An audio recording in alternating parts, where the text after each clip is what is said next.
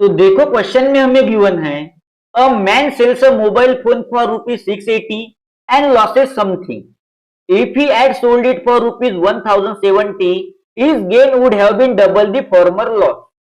Find the cost price of the mobile phone.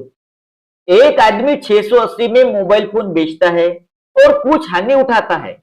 यदि वह उसे 1070 में बेचता तो उसे होने वाला लाभ पहले की हानि का दोगुना होता। तो मोबाइल फोन का यहाँ पर हमें लागत मूल्य यानी कॉस्ट प्राइस पूछा है।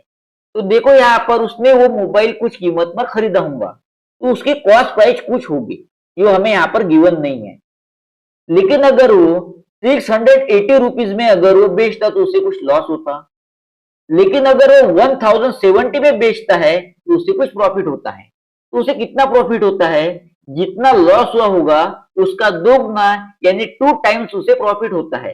तो अगर उसे लॉस यहाँ पर 1 यूनिट हुआ होगा उसे प्रॉफिट होगा यहाँ पर 2 यूनिट। तो देखो यहाँ पर -1 और +2 का हम लेंगे यहाँ पर डिफरेंस। तो ये दोनों का डिफरेंस यहाँ पर 1 नहीं आता है। क्यों नहीं आता है? क्योंकि देखो यहाँ पर -1 के बाद 0 आता है, 0 के बाद 1 और 1 के बाद 2। तो देखो यहाँ पर -1 और 2 का यहाँ पर डिफरेंस होता है 3। कितना? 3। तो देखो यहाँ पर -1 और +2 का डिफरेंस होता है यहाँ पर 3। कितना होता है? 3। और 680 और 1070 का डिफरेंस होता है 390। कितना? 390। तो 3 की वैल्यू है 390। तो यहाँ पर 1 की वैल्यू होगी तो देखो यहाँ पर 3 1 जा 3 और यहाँ पर होगा 130। तो 1 की वैल्यू होगी यहाँ पर 130। तो देखो यहाँ पर 1 की वैल्यू क्या है? 130।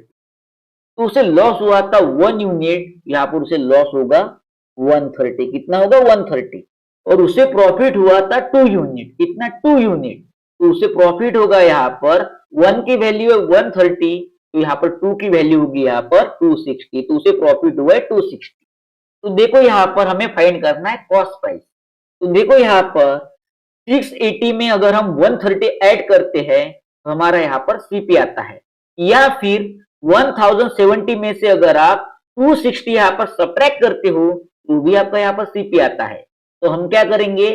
तो 680 में 130 को करेंगे हम ऐड। तो 680 प्लस 130 होता है 810। तो देखो यहाँ पर सीपी होगा आपका 810 यानी option B is the right answer.